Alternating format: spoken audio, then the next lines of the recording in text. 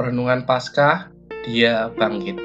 Bacaan kita hari ini terambil dari 1 Korintus pasal 15 ayat 1 hingga 34. Sejak diterbitkannya buku The Da Vinci Code sampai buku-buku seperti Injil Thomas, Kristus dihujat dan dinyatakan tidak bangkit dengan argumen ditemukannya mayat yang diduga berasal dari keturunan Yesus. Apakah Yesus benar-benar bangkit atau kebangkitannya hanya sekedar ilusi atau fiksi rekaan para murid? Seberapa signifikannya Paskah itu bagi iman Kristen? Bagaimana dampak Paskah bagi kehidupan orang Kristen?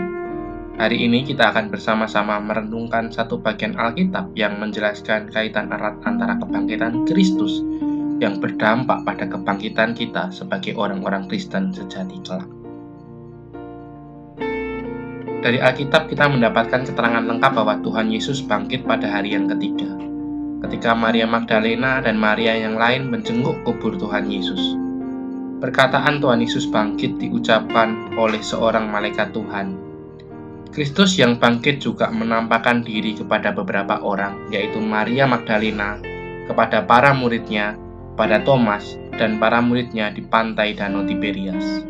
Penampakan dirinya kepada banyak orang ini jelas membuktikan bahwa para murid tidak sedang berhalusinasi.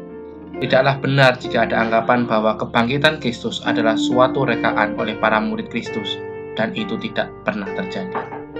Kalau itu benar rekaan oleh para murid, mengapa seorang Thomas yang sempat tidak percaya akan kebangkitan Kristus, lalu tiba-tiba percaya kepadanya sambil mengakui Kristus sebagai Tuhan dan Allah ketika ia menyuruh Thomas mencucukkan jarinya di tangan dan lambungnya? Sebuah halusinasi dan rekaan jelas tidak mengakibatkan seorang yang tidak percaya seperti Thomas lalu berubah menjadi percaya. Jangan pernah ditipu oleh tipuan iblis di zaman postmodern ini dengan menggunakan sarana media elektronik dan massa.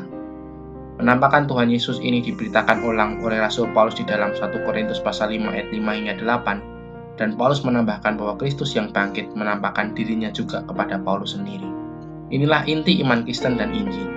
Dari sini kita belajar bahwa Kristus benar-benar bangkit dan kebangkitannya bukan hanya sekedar peristiwa historis, tetapi peristiwa yang begitu signifikan, yaitu memberikan pengharapan.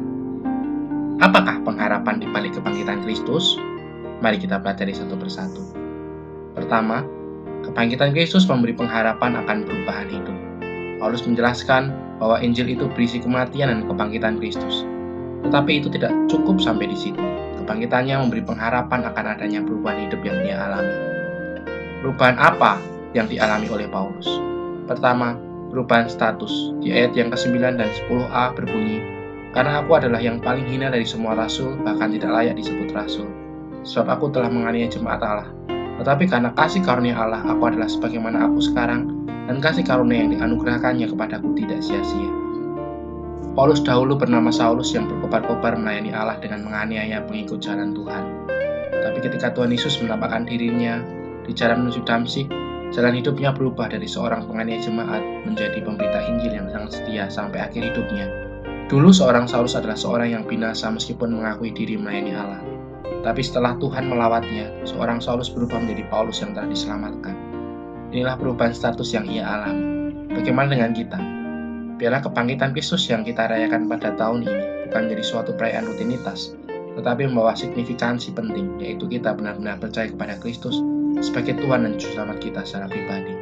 Sebagaimana anugerah Tuhan menyentuh dan melawat hidup Paulus dan mengubah statusnya dari seorang pendosa menjadi seorang yang diselamatkan, maka biarlah kebangkitannya ini juga melawat dan menyentuh hati dan pikiran kita, sehingga anugerahnya pun dapat kita alami. Kedua, perubahan arah hidup. Setelah Paulus diubahkan statusnya dari seorang pendosa menjadi orang yang diselamatkan, ia tidak berpangku tangan, melainkan dia semakin bekerja keras. Di ayat 10b hingga 11 berbunyi, "Sebaliknya aku telah bekerja lebih keras daripada mereka semua. Tetapi bukannya aku, melainkan kasih karunia Allah yang menyertai aku. Sebab itu baik aku maupun mereka, demikianlah kami mengajar dan demikianlah kamu menjadi percaya." Setelah diselamatkan, dia makin giat memberitakan Injil dan melayani Allah. Lebih uniknya, meskipun dia makin giat bekerja keras demi Allah, dia tetap menyadari bahwa itu adalah anugerah Allah dan bukan kehebatan dirinya sendiri. Kembali, di sini kita mendapatkan pelajaran berharga dari seorang Paulus. Ia bukan hanya Rasul Kristus yang paling pandai dan setia, tetapi dia juga seorang rasul yang rendah hati. Bagaimana dengan kita? Kita seringkali terbuai dengan status yang diubahkan. Kita pikir setelah kita diselamatkan, kita bisa menganggur dan tidak usah berbuat baik demi kemuliaannya. Dari Paulus kita belajar bahwa setelah diselamatkan, kita harus semakin giat bekerja keras melayani Allah dan memberitakan Injil. Kemana saja kita diutus olehnya, marilah kita tetap setia pada panggilannya untuk memberitakan Injil. Kedua, kebangkitan Kristus memberi pengharapan akan kepastian iman. Ayat 14 dan 17. Pengharapan akan perubahan hidup tidak bisa ada jika tanpa pengharapan akan kepastian iman.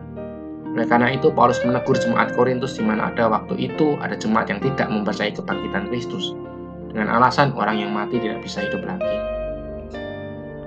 Kepada mereka yang tidak percaya, Paulus menegur dan menguatkan mereka bahwa Kristus sungguh-sungguh hidup dan bangkit.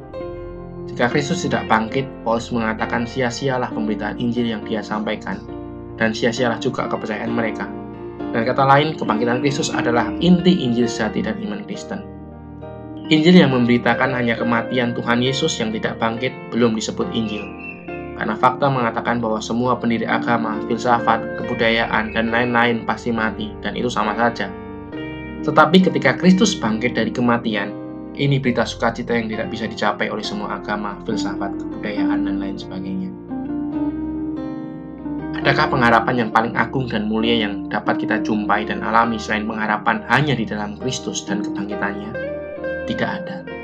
Oleh karena itu, jika Anda masih mau ditipu oleh berbagai bujuk rayu si iblis melalui media, televisi, buku, dan lain sebagainya, lalu beriman bahwa Kristus tidak pernah bangkit, hari ini bertobatlah.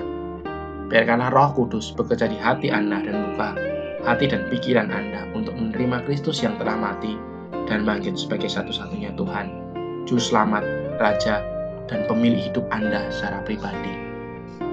Ingatlah, jika Kristus tidak bangkit, maka kita akan terus hidup dalam dosa dan tidak dapat diselamatkan.